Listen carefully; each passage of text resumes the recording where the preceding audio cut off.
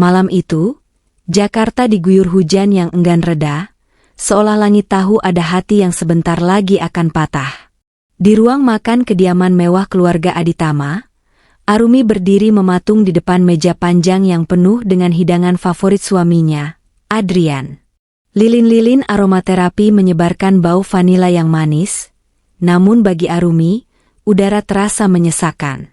Ini adalah ulang tahun pernikahan mereka yang ke-8. 8 tahun Arumi memilih untuk berhenti melukis, berhenti mengejar mimpinya di Paris, hanya untuk memastikan kemeja Adrian selalu rapi dan kopinya selalu hangat tepat pukul 6 pagi. Arumi menatap jam dinding. Pukul 11 malam. Ini bukan sekadar keterlambatan, ini adalah pola yang berulang. Terdengar deru mesin mobil di halaman.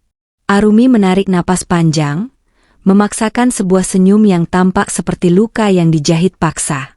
Ketika pintu terbuka, Adrian melangkah masuk. Tidak ada pelukan, tidak ada ucapan maaf. Pria itu hanya melepaskan jasnya dengan kasar. Saat Arumi mendekat untuk mengambil jas tersebut, sebuah aroma menusuk indera penciumannya. Bukan aroma parfum kayu-kayuan yang biasa ia belikan untuk Adrian, melainkan aroma floral yang tajam dan asing, parfum wanita. Arumi tertegun, tangannya bergetar saat jemarinya menyentuh kerah kemeja Adrian dan menemukan noda merah samar yang bukan miliknya.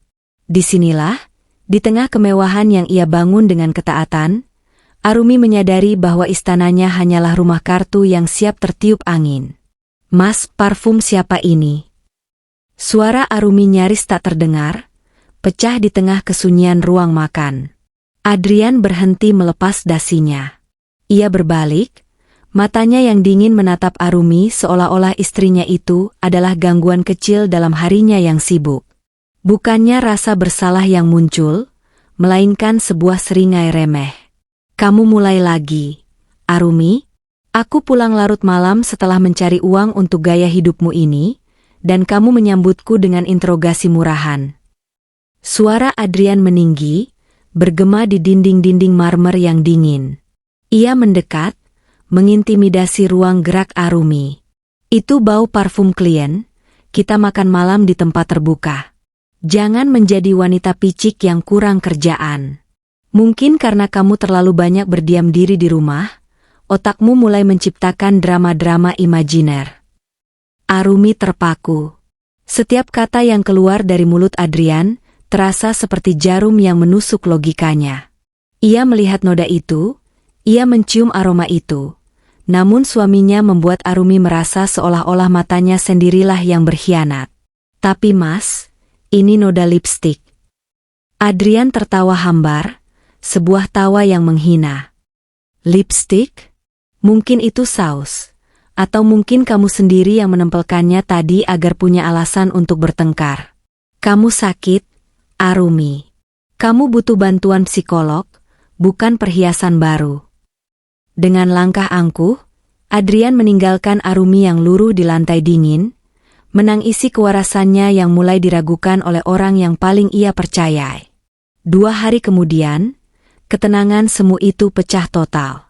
Seorang wanita bernama Siska, asisten pribadi baru Adrian yang selama ini hanya Arumi dengar namanya, tiba-tiba muncul di depan pintu rumah mereka. Siska tidak datang dengan seragam kerja yang kaku.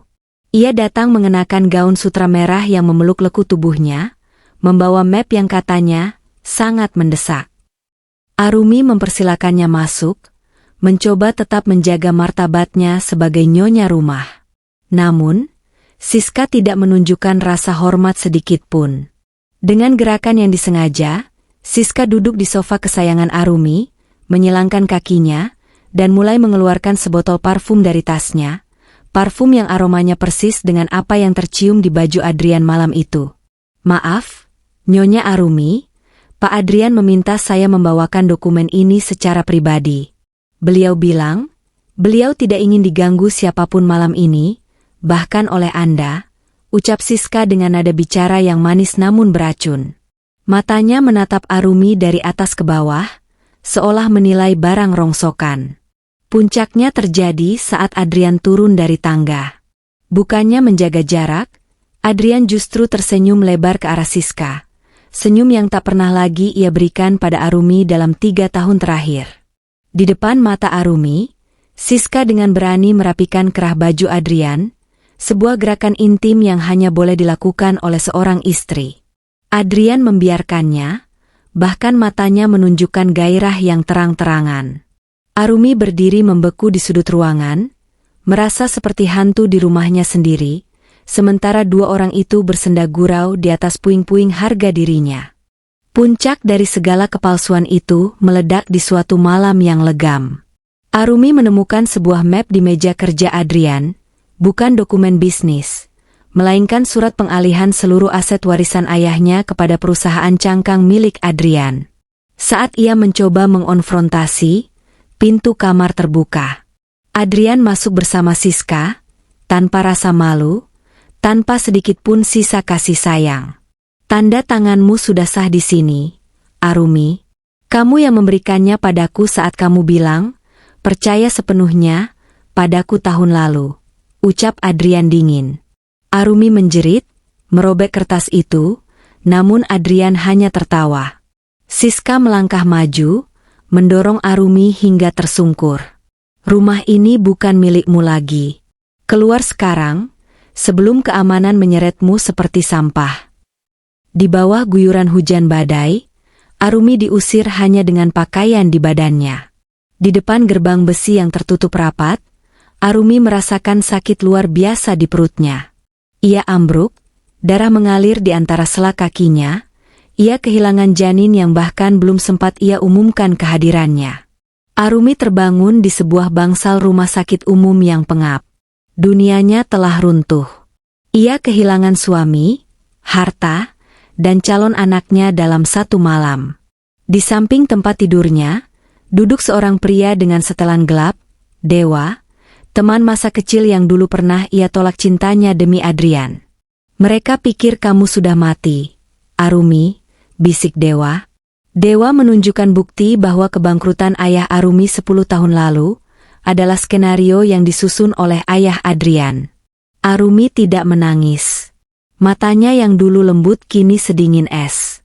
Aku tidak ingin mereka mati, Dewa. Aku ingin mereka hidup cukup lama untuk melihat diri mereka kehilangan segalanya, seperti yang mereka lakukan padaku. Di malam itu, Arumi yang lembut telah mati. Yang lahir adalah seorang wanita yang jiwanya terbuat dari baja. 2 tahun berlalu. Nama Arumi terkubur. Namun nama, Arya, mulai menggetarkan dunia seni rupa Eropa. Arumi bersembunyi di balik topeng perak setiap kali muncul di publik. Di bawah bimbingan Dewa, ia tidak hanya melukis dengan rasa sakit, tapi juga belajar hukum dan pergerakan saham. Ia mengubah setiap tetes air matanya menjadi goresan kuas yang bernilai jutaan dolar. Sementara itu, Adrian dan Siska hidup dalam kemewahan hasil jarahan, tak menyadari bahwa seorang predator sedang mengamati mereka dari kegelapan, menunggu saat yang tepat untuk menerkam. Arumi mulai menyusup kembali ke kehidupan Adrian, bukan sebagai mantan istri yang teraniaya, melainkan sebagai investor misterius yang ingin membeli saham perusahaan Adrian yang mulai goyah. Lewat tangan Dewa, Arumi memberikan tawaran yang terlalu manis untuk ditolak. Adrian, yang kini terobsesi pada kekuasaan, mulai terjebak. Arumi sengaja mengirimkan surat-surat tanpa nama kepada Siska, berisi foto-foto Adrian yang sedang berbisnis dengan wanita-wanita cantik, memicu api kecemburuan di hati Siska yang haus akan pengakuan. Arya mengumumkan pameran tunggalnya di Jakarta. Adrian dan Siska hadir sebagai tamu kehormatan, merasa bangga bisa bersanding dengan seniman kelas dunia. Arumi, di balik topengnya, memperhatikan mereka dari balkon. Ia melihat Siska yang memakai kalung zamrud milik ibunya, kalung yang dicuri Adrian. Arumi tersenyum tipis. Nikmatilah malam terakhirmu di atas singgasana pasir itu, Siska, bisiknya pada angin. Dewa membawa sebuah dokumen tua kepada Arumi. Sebuah rahasia medis yang terkubur 30 tahun lalu. Ternyata, Siska adalah hasil hubungan gelap ayah Adrian dengan seorang pelayan. Siska adalah adik tiri Adrian sendiri. Siska tahu, namun ia sengaja mendekati Adrian untuk menghancurkan keluarga Aditama dari dalam sebagai bentuk balas dendam ibunya. Arumi tertawa pedih. Pengkhianatan ini ternyata jauh lebih menjijikan dari yang ia duga. Adrian sedang tidur dengan darahnya sendiri. Adrian, yang terdesak kebutuhan modal untuk menutupi gaya hidup mewah Siska, akhirnya menandatangani kontrak investasi terbesar dalam hidupnya. Ia menjaminkan seluruh aset perusahaan dan rumah pribadinya kepada konsorsium milik Arya. Ia tidak tahu bahwa kontrak itu memiliki klausul kecil dalam bahasa hukum kuno. Jika dalam 30 hari proyek itu tidak berjalan, seluruh aset beralih seketika tanpa proses pengadilan. Dan proyek itu hanyalah sebuah lahan kosong yang tidak akan pernah bisa dibangun. Arumi mulai bermain dengan mental Adrian. Ia menyuap asisten rumah tangga Adrian untuk menaruh dosis kecil zat halusinogen dalam kopinya. Adrian mulai melihat bayangan Arumi di setiap sudut rumah. Ia mendengar tangisan bayi di tengah malam. Adrian mulai meracau di kantor, membuat dewan direksi meragukan kewarasannya. Siska, bukannya menolong, justru mulai mencari cara untuk melarikan uang perusahaan sebelum kapal itu karam. Siska tertangkap basah oleh Adrian saat mencoba mentransfer dana ke rekening luar negeri. Pertengkaran hebat terjadi. Aku tidak pernah mencintaimu, Adrian. Aku hanya ingin mengambil apa yang seharusnya milik ibuku, teriak Siska. Di saat yang sama, Adrian menyadari bahwa semua investasinya gagal total. Mereka kini saling mencekik, saling menyalahkan, sementara dinding-dinding rumah mewah mereka mulai terasa seperti jeruji penjara. Malam gala perusahaan. Di atas panggung, Arya perlahan membuka topengnya di depan ratusan kamera. Seluruh ruangan senyap. Adrian jatuh terduduk melihat sosok yang ia kira sudah mati. Arumi, bisiknya gemetar. Arumi berdiri dengan keanggunan seorang ratu. Bukan, Adrian. Aku adalah keadilan yang terlambat datang.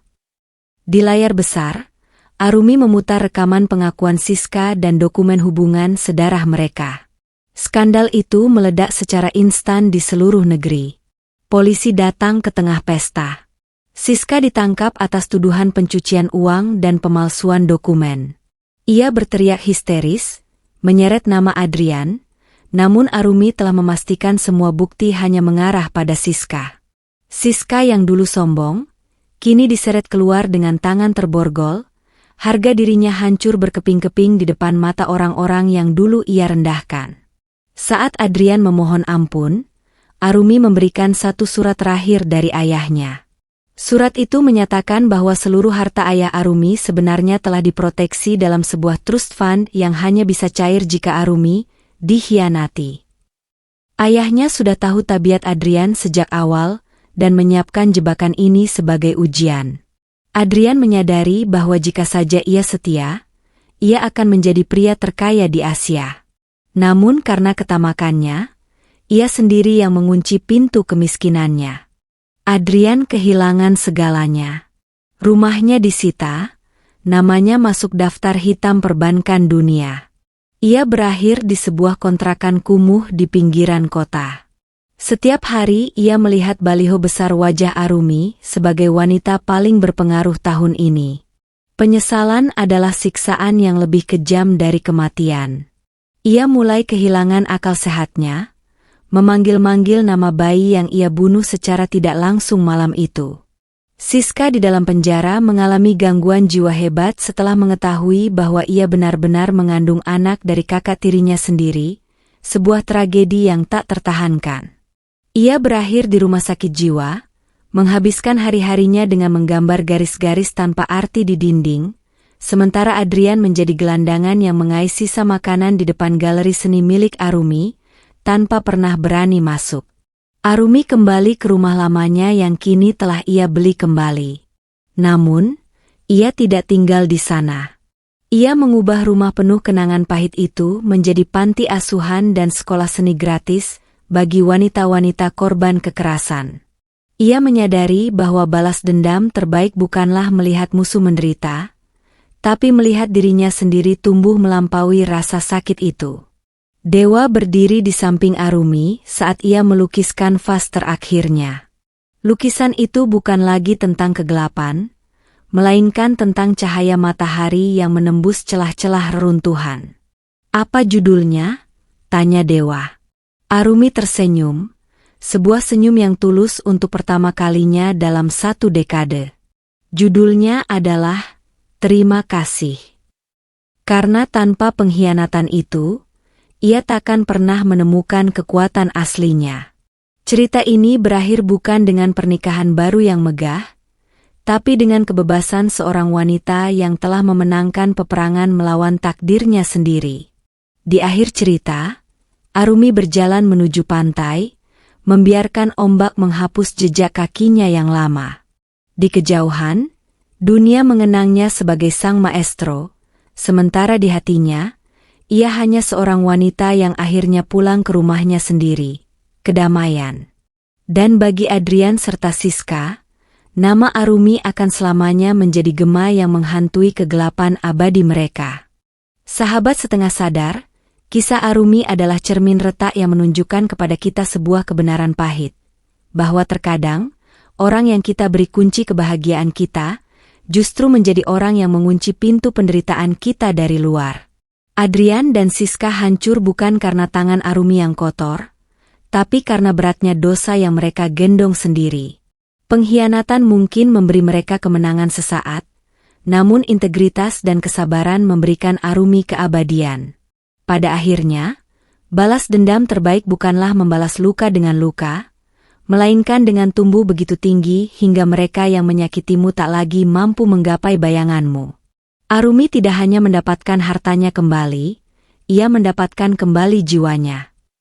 Bagaimana menurut kalian? Apakah hukuman bagi Adrian dan Siska sudah cukup setimpal? Atau mungkin kalian punya teori lain tentang apa yang sebenarnya direncanakan Dewa di balik layar? Tuliskan pendapat kalian di kolom komentar bawah, karena setiap sudut pandang kalian adalah bagian dari potongan teka-teki di kanal ini. Jika kisah pengkhianatan dan kebangkitan Arumi ini menyentuh sisi emosional kalian, jangan ragu untuk klik tombol like dan share video ini ke orang-orang yang mungkin butuh kekuatan untuk bangkit dari luka. Jangan lupa klik subscribe dan nyalakan lonceng notifikasi agar kalian tidak tertinggal narasi-narasi tajam lainnya yang akan mengusik logika dan perasaan kalian. Terima kasih telah mendengarkan hingga detik ini. Tetaplah waspada, karena terkadang kenyataan jauh lebih gila daripada apa yang kita dengar saat kita sedang setengah sadar. Sampai jumpa di cerita berikutnya.